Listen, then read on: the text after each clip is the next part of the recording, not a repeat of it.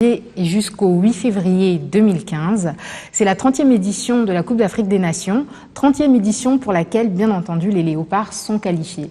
C'est donc les sujets de notre émission d'aujourd'hui et on va en parler avec Fleury Dalla. Bonsoir Fleury. Bonsoir Timba. Vous êtes donc collaborateur sur le site internet leopardfoot.com.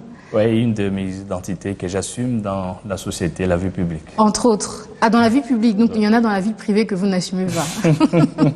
Oui, il y en a plusieurs autres dans la vie publique que j'assume. Voilà.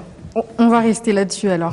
Alors Fleury, ce site, c'est un site sur l'actualité du football congolais, l'un des premiers en tout cas. Hein. L'un des premiers, il a été créé en 2003 par Sébastien Kisaki, depuis la France où il vit et travaille, et on est toujours là.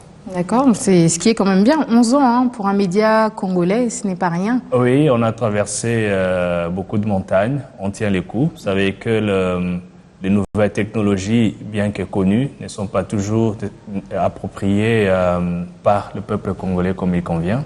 Mais on se rend compte que quand on ralentit les rythmes du travail, beaucoup de gens s'interrogent. D'où l'intérêt est là. Ça veut dire que c'est quand même suivi et que ça finira par payer forcément. Quand il y a plus de moyens, on sera peut-être plus à la page tous les jours. Voilà. Bon, on vous souhaite encore beaucoup de succès et beaucoup d'autres années. Merci. À côté de vous, Fleury, Francis Cheko qui m'accompagne chaque semaine. Bonsoir Francis. Bonsoir Timba Kanzaï Bonani. Merci à vous aussi.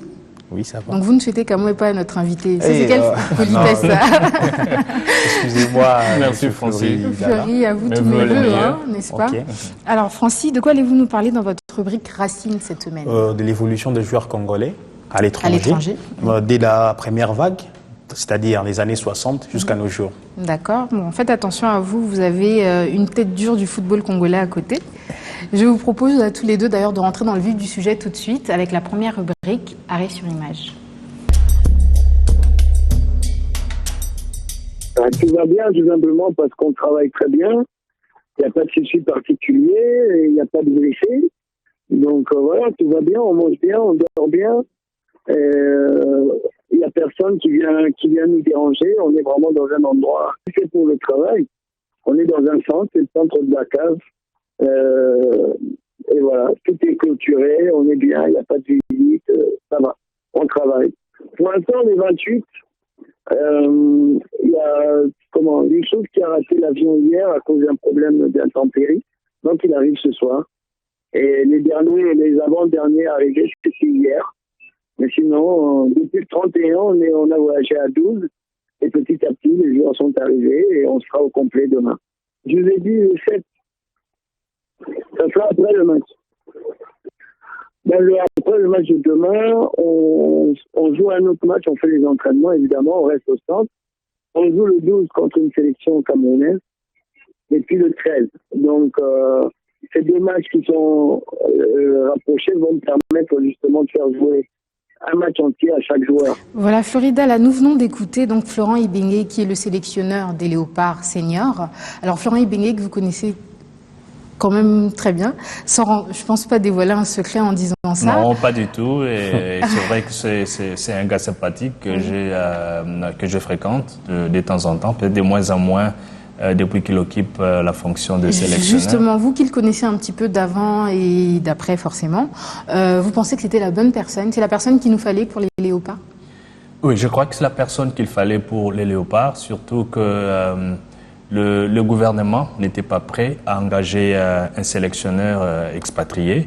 Eh bien, Florent... Ça veut dire qu'en termes de moyens, Florent, c'était peut-être ce qu'il y avait de plus raisonnable? Oui, en termes de moyens, je crois que ça, non seulement de moyens, mais aussi les capacités. Parce que quand on voit, le marché interne, on a plusieurs noms, mais certains ont déjà fait leur temps. Et Florent qui revient puisqu'il a été là, mais ça n'avait pas duré. Oui. Vu le travail qu'il a abattu quand il est venu pour un petit moment et ce qu'il venait de faire avec le club, je crois que c'est un monsieur sur lequel on peut compter pour 2 ou 3 ans, bien qu'il ait signé tout simplement un contrat d'1 année qui est déjà en cours parce qu'il lui reste à peu près 6 mois dans ce contrat. Je crois. Vu ce contexte, c'était l'homme qu'il fallait. Alors, c'est un monsieur sur lequel on peut compter, comme vous dites. Est-ce qu'on lui donne les moyens? Parce que ça a toujours été notre gros problème au niveau du foot, ne serait-ce que pendant la préparation. Les Léopards se sont préparés donc au Cameroun, dans leur centre national. Mais d'après les quelques bruits que j'ai pu avoir, on aurait dû nous aussi avoir un centre de ce type-là, étant donné que celui du Cameroun a été financé par la FIFA. Et donc, la RDC aussi aurait reçu une certaine somme dans ce sens-là. Celui du Cameroun a été financé par la CAF, parce que c'est les centres d'excellence de la CAF. Au niveau de pays, on n'a pas un centre de la CAF, on a plutôt un centre de la FIFA, qui a été financé, inauguré. Le président de la FIFA, Sepp Blatter, a été inauguré en 2004 ou 2005, si je ne m'abuse pas. Quel centre vous parlez? Celui de la Nsele? C'est le centre Koura-Rampova de la Nsele. Mais après l'inauguration, plus rien n'a réellement suivi en termes d'infrastructure, d'aménagement. On a l'infrastructure, mais pas ce qu'il convient pour jouer au football. Parce que ce qui a été prévu, c'était 3 types de terrains. Il y a un terrain avec gazon naturel, un autre avec du sable, et un autre avec les gazons synthétiques. Bon, le plus facile peut-être a été les gazons synthétiques. S'il fut déposé, on n'a pas de gazon naturel. Et ce centre a été utilisé pour la première fois par un club, le FC MK, durant sa préparation de la saison 2013-2014. Ce qui est insuffisant, quoi. Ce qui est insuffisant, et on se rend compte que c'est combien 8 ans après. Et chaque fois que le centre a toujours fait l'objet de réhabilitation, retouche à l'approche de la campagne électorale pour renouveler l'équipe de la fédération. Donc, on a été négligent, voilà, parce que le Cameroun et la RDC, c'est à peu près le même climat, c'est la zone équatoriale. Surtout quand on parle de moyens pour l'équipe, le fait d'aller au Cameroun, c'est un budget. Alors que si on s'entraîne chez nous, c'est forcément de l'argent en moins. Oui, Francis? Non, moi je vais ajouter un truc. Vous savez, dans ce pays, il y a un problème de complexe. D'accord. Florent Ibenge a toutes les capacités requises pour être sélectionneur de l'équipe nationale. Mais le problème, c'est lequel? Alors, nous, on pense que ce sont plus les expatriés qui sont mieux qualifiés. Je veux vous dire une chose. La dernière fois qu'on a atteint le demi-finale de la Coupe d'Afrique des Nations, c'était en 1998. C'était avec le feu Watunda, prof Watunda Iolo. Même avec Lussadis. Dans Lussadis, c'était en 2000. Lussadis était son assistant. Lussadis était son assistant, voilà. Ok. Mais il avait il était devenu coach titulaire en 2000. Ok. Vous êtes sûr de vos informations? Là, c'est les mêmes informations qu'on a. Ce sont les mêmes informations. Pour vous dire tout ça pour dire, oui, n'est-ce pas? Florent Ibenge, même si on les paye, il y a l'argent dans ce pays. On peut le payer au même titre qu'un expatrié. Et vous, selon vous, donc, il est sous-évalué uniquement parce que c'est un Congolais. Oui, c'est un Congolais. Le Nigeria l'a prouvé. La dernière CAN, qui a gagné la dernière CAN? C'est le Nigeria avec quel coach? Un coach nigérian, Stéphane Keshi. Donc, et l'Égypte l'a fait 3 fois. L'Égypte avec Hassan Chiata. Oui. Donc c'est possible qu'on peut promouvoir nos propres coachs, nos propres entraîneurs, et on peut gagner des coupes facilement. Je suis tout à fait d'accord avec toi. C'est la reconnaissance du travail de locaux. Il y a un autre problème que nous devons résoudre au niveau technique. C'est la formation de nos coachs afin de les mettre au même niveau que les autres. Il y a les standards. Oui, il est vrai qu'au niveau interne, nous n'avons pas le championnat ayant le même niveau que ceux des autres, mais la formation doit être revue. Oui. Donc c'est cela. Mais ce sont les moyens qui manquent pour le faire, parce que ça c'est le travail de la fédération de payer, de mettre à niveau ces entraîneurs. Les moyens, en théorie, ça ne manque pas, mais en pratique, les moyens manquent. Si je dis en théorie, c'est ce que le football génère beaucoup d'argent. Alors ces moyens doivent venir d'où déjà? Bon, les moyens peuvent venir de plusieurs sources. Il y a la FIFA qui accorde les financements, ce qui est vrai. Les moyens aussi, dans le statut actuel de notre football ou fédération, le gouvernement continue à appuyer. Donc, les moyens peuvent venir aussi du gouvernement. Les moyens peuvent venir des sponsors. Mais c'est là le grand problème. Le financement du football congolais n'est pas encore adéquat. Oui. Et c'est pourquoi on a tous problème. Adéquat, pas suffisant ou adéquat, l'argent qu'on donne n'est pas attribué pour ceux... Adéquat, pas suffisant. On se limite au strict minimum. Alors que pour réussir, il faut voir Alors qu'est-ce qui manque selon vous, vous qui suivez un peu ce milieu du football congolais? Quelles sont les parties pas encore bien financées? Qu'est-ce qui manque en termes de moyens financiers? C'est pas une désorganisation des ministères des Sports et Loisirs. Non, je dirais plutôt une volonté politico-sportive. Et les sports fait partie des obligations sociales d'un État. Oui. L'État essaye d'intervenir, mais on se rend compte que c'est pas encore suffisant. C'est une question de priorité aussi. C'est une question de priorité, mais quand on voit dans la globalité, il y a beaucoup de problèmes que l'État se doit de résoudre. J'ai vu le générique de l'émission, il y a la santé, il y a la famille, il y a l'éducation. Donc c'est d'ailleurs ce qu'on a, ce n'est pas encore suffisant. Il est vrai l'État est en train de mener des efforts pour d'abord générer beaucoup plus de recettes, mais ça ne vient pas encore. Parce que j'ai l'impression que les expatriés viennent en conquérant ou soit en colonisateur. Ils sont presque là, partout. Au-delà de tout ça, peu importe l'expatrié qu'on a comme entraîneur, si derrière l'équipe n'a pas les moyens qu'il faut, ça ne sert à rien de toute façon. Quoi. Oui, justement. Donc, en amont et en aval, on doit faire les deux. Il est vrai, quand vous allez chercher l'expertise extérieure, vous devez savoir que ça a un coût. Et souvent très élevé, parce que vous n'allez pas chercher les tout premiers, entre guillemets, aventuriers sur les marchés. Parce que si vous visez un certain niveau, atteindre au niveau il faut une personne avec un certain CV. Exactement. Et si un monsieur qui s'appellerait Roger Lemaire ou Claude Leroy, il ne viendrait pas pour des cacahuètes. Ça non. C'est d'ailleurs pour ça qu'il est parti au Congo-Brazza, je crois. Pour en revenir donc au Léopard. Pour des résultats. Pour en revenir au Léopard, donc qui joue leur premier match demain, dimanche 18 contre la Zambie. Donc on dit beaucoup de choses par rapport à cette équipe qualifiée. On dit qu'elle est en construction, on dit que c'est une équipe qui fait partie des outsiders, c'est une équipe qui est dans un carré facile. Donc au final, est-ce que les Léopards ont leur chance ou pas d'aller loin dans la compétition? Les Léopards ont leur chance. Vu la constitution du groupe B, toutes les équipes, à quelques différences près, s'équivalent. Le premier match contre la Zambie pourrait être... La Zambie est quand même championne d'Afrique de 2012. 2012, c'est vrai, qui n'a pas fait autant en 2013. La Zambie n'est même pas passée au tour suivant. C'est éliminé en phase de poule, comme la RDC d'ailleurs, sans perdre un match. Mais Ibenge l'a dit, c'est un voisin. Et jouer contre un voisin a toujours été difficile. C'est pratiquement les mêmes styles, c'est le football... du beau jeu, fait de beaucoup de passes, de beaucoup de mouvements. La Zambie a quelques joueurs qui connaissent la RDC parce qu'ils évoluent. Et la plupart, d'ailleurs, la majorité, ou tous, sont dans Mazembe, donc ils nous connaissent un peu. Ils partent avec un tout petit peu la faveur des pronostics, parce que c'est une équipe beaucoup plus homogène et avec des joueurs beaucoup plus expérimentés à la CAN. Mais nous avons notre coup à jouer, en plus que quand on regarde la valeur intrinsèque des joueurs, les Zambiens ne sont pas nécessairement au-dessus de nôtre. D'ailleurs, nous partons avec beaucoup plus de confiance dans ce sens-là, parce que quand on regarde la valeur, la RDC a beaucoup plus de joueurs qui évoluent dans des championnats beaucoup plus huppés que les championnats congolais ou africains, et que la Zambie n'en a pas beaucoup. Ils sont un peu en France, en Ligue 2, ils sont en Suisse, et c'est à peu près là où je suis. Justement, Fleury, vous faites bien de parler de l'étranger. Tout de suite, on va avancer un peu dans la suite de l'émission avec la rubrique de Francis Cheko, qui est la rubrique Racine.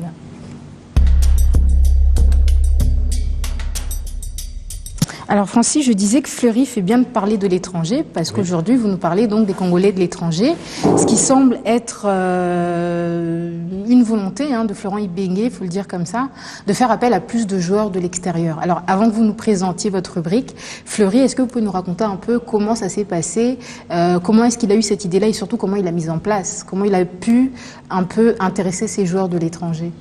Ibenge n'a pas inventé l'eau chaude. C'est une tendance africaine depuis toujours. D'ailleurs, dans l'histoire du football de ce pays, on dit que c'est parti du feu président Mobutu, qui a rappelé ceux à l'époque qu'on appelait des Belgicains, le Congolais qui évoluait en Belgique pour renforcer la sélection nationale. En fonction des sélectionneurs, justement, on a l'impression que c'est plus ou moins une préférence. Et pour Ibenge, ça a l'air d'être clairement une préférence. Et on en a besoin, surtout, on dirait. Oui, vous faites un choix entre un joueur qui évolue dans un championnat plus fort à l'étranger et qui est sélectionnable chez vous, et un autre qui joue au championnat local, de toute façon, il faut le prendre d'abord comme des Congolais. Ils sont Congolais et on a besoin de l'expertise congolaise partout où elle est. Oui.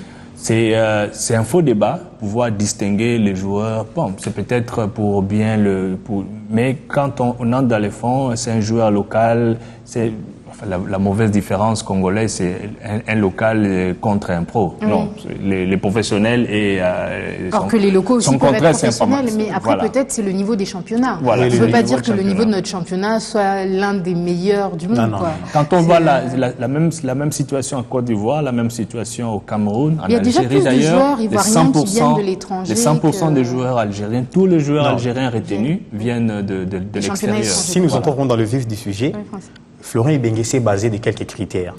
Le niveau de jeu, le niveau de compétition, le niveau de championnat et l'état d'esprit. Partant de ces critères-là, on va constater que les joueurs qui jouent en Europe, quand je vois l'étranger, moi je vois l'Europe, qui jouent en Europe sont mieux placés, sont mieux partis.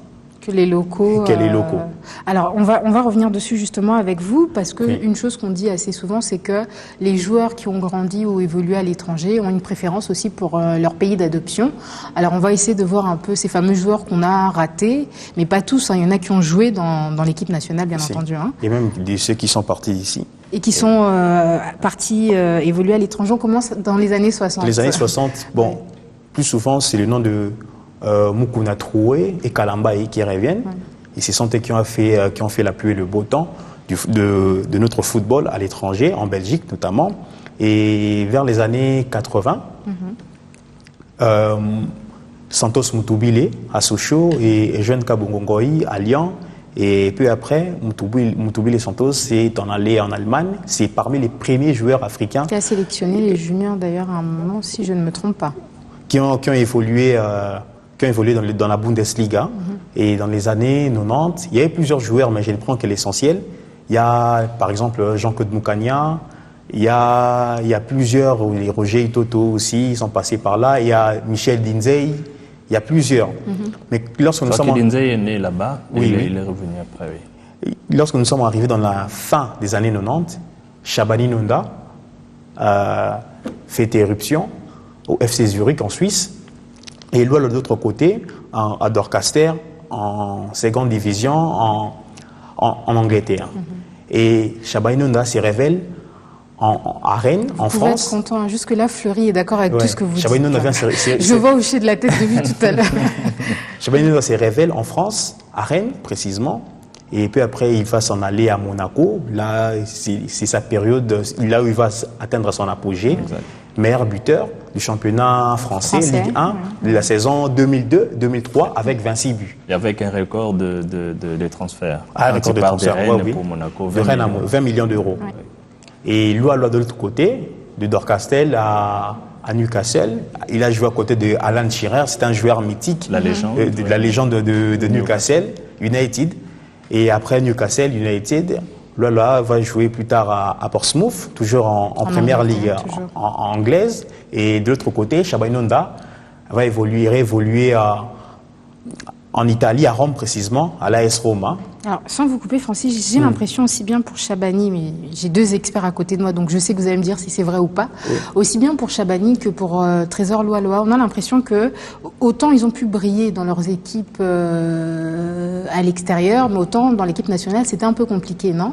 Fleury, peut-être ? Oui, c'était un problème. On va laisser peut-être Fleury, vous allez conclure.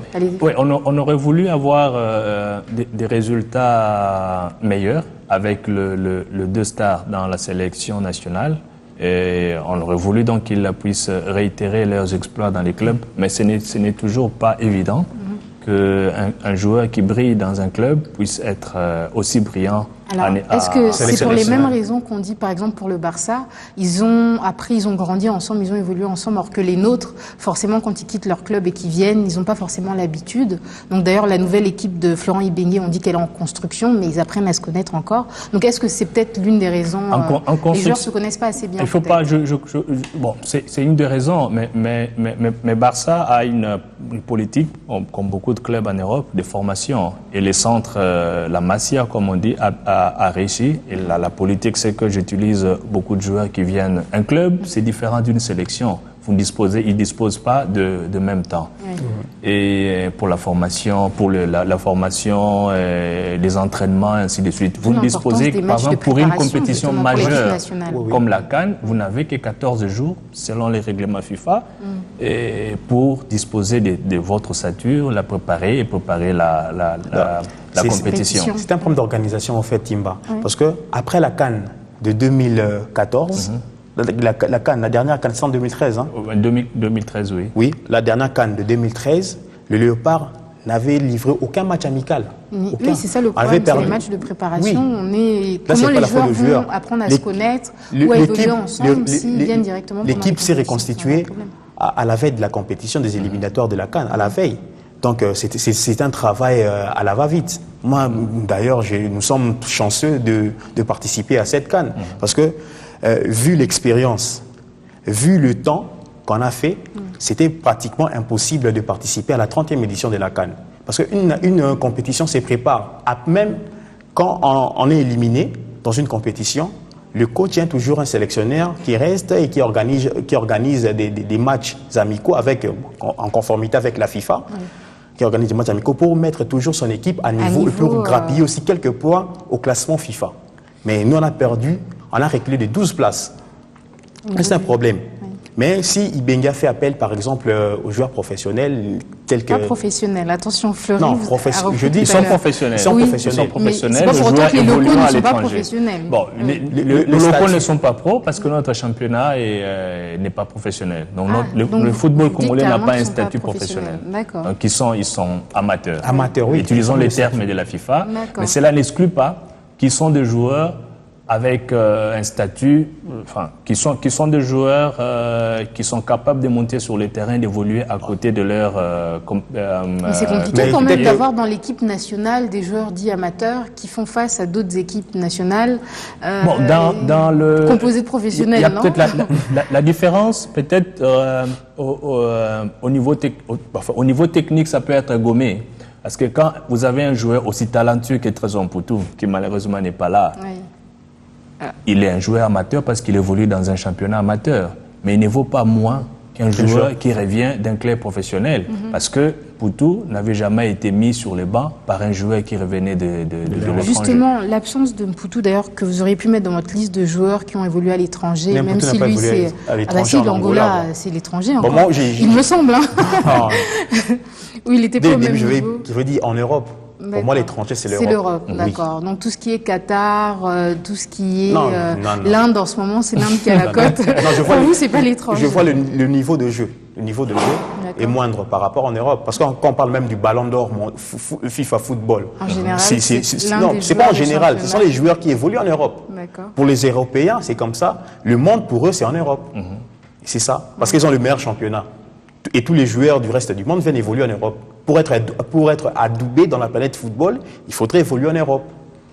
Fleury ne semble pas... Non, c'est vrai. C'est un peu comme Paris, ville culturelle. Hein. Tu as beau vivre à Bordeaux, à Lyon, mais il faut monter à Paris. Hein. C'est comme pour les Juifs, il faut aller à Jérusalem. Un prophète ne meurt pas en dehors de Jérusalem. C'est comme le championnat anglais qui était devenu le passage obligé pour un joueur pour montrer qu'il a évolué dans un championnat... Mais c'est à cause de un problème d'ordre organisationnel qu'on a perdu de joueurs comme Lukaku, Vincent Kompany, Eliakim Mangala, Blaise Matuidi. Si on aurait dû avoir tous ces joueurs-là, Timba Kanza, je parie qu'on allait être champion du monde. Il est vrai je suis d'accord avec toi, qu'il y a un problème d'organisation chez nous. Mais il y a aussi un problème. C'est pas si facile. Ce sont des joueurs, ils doivent se décider avant 23 ans. Donc, ce sont des jeunes de 18, 19, 20 ans, donc à la fleur de l'âge. Ils doivent prendre une décision sérieuse pour sa vie. Et qui est soit né ou qui a grandi dans un pays qu'il a adopté. Il s'est approprié, entre guillemets, la culture de ce pays. Il y a des conditions. Et le premier choix, c'est ces pays-là. C'est l'Europe. Il va s'identifier à ces pays-là. Non, c'est pour ça quand même c'est un travail fort et important que fait Florent Ibenge. Je sais très bien qu'il l'a pas inventé, d'où le sens de ma question. Le fait qu'il aille comme ça à la recherche de ces joueurs-là, on en a besoin, mais il faut pouvoir les convaincre. Non, on ne va pas lui jeter toutes les fleurs, parce que il y a eu un nombre de joueurs qu'il a rencontrés qui étaient là avant lui. D'accord. Il y a qui sont arrivés avec lui, avec l'expérience de ce qu'on appelait Marbella, une ville d'Espagne où la France a appris à rencontrer la RDC. Ces jours-là, pratiquement tous les joueurs de la RDC étaient ceux qui évoluaient en Europe. Et il a laissé certains comme Youssouf Molumbu, les Cédric Mongongu, Maked était venu un peu avant, oui. Et le Walembo qui était là. Quand il revient, il rencontre Bolassier. C'est pas lui qui a convoqué Bolassier la première fois, c'était Claude Leroy. Il a Bokila, c'est pas lui qui l'a convoqué, mais Florent est revenu avec Kabananga, qui est parti d'ici, FCMK. Il a convoqué Kebano, qui est venu la première fois avec lui, mais Hervé Cagé, Chancel Mbemba étaient là avant lui. Donc il recompose une équipe avec certains qui étaient déjà là et d'autres qui sont venus.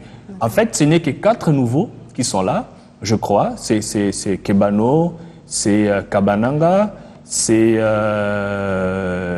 Mabouati, je crois. Mabouati, oui. Qui sont pratiquement de nouveaux qu'il a pu rencontrer. Mais c'est un groupe qu'il connaît, le fait d'avoir été avec certains et d'avoir aussi suivi de loin les choses. Alors, avant de conclure, quelle est votre analyse à vous? Du coup, on a beaucoup parlé de ce que les gens disaient sur cette équipe de Léopard pour la CAN à Malabo, qui débute donc aujourd'hui. La sélection du Benga a sa chance. Nous sommes tombés dans un groupe abordable. Il est ni facile ni difficile. Comme je le disais tantôt, les équipes se valent. Alors il faut faire très attention. Justement, quelles sont les erreurs à éviter? Parce qu'en ayant un groupe facile comme ça, on peut très vite tomber dans le piège. Les erreurs à éviter, c'est solidifier la défense. Parce qu'après avoir pris 9 buts en 6 matchs durant les éliminatoires, c'est trop. Ouais. Et on a livré 3 matchs de préparation. On a pris des buts à chaque match. Ça signifie qu'à ce niveau-là, il faut travailler.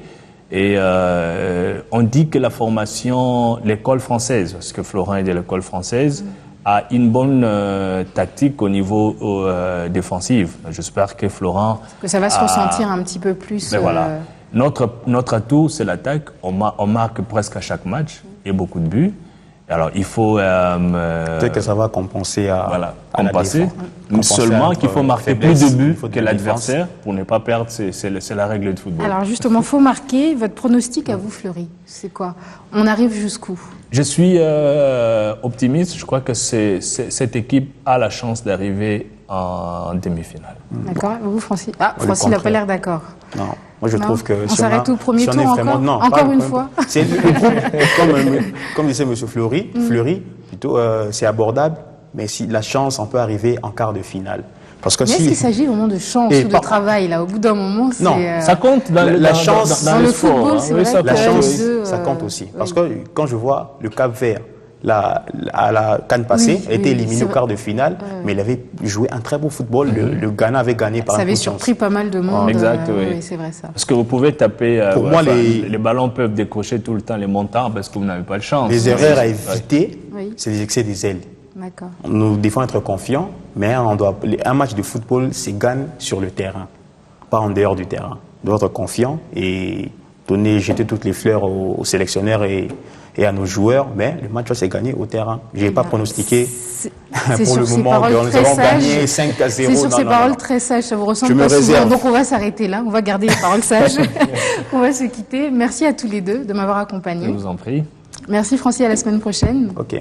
Merci à vous de nous avoir suivis. Très bon week-end et à la semaine prochaine.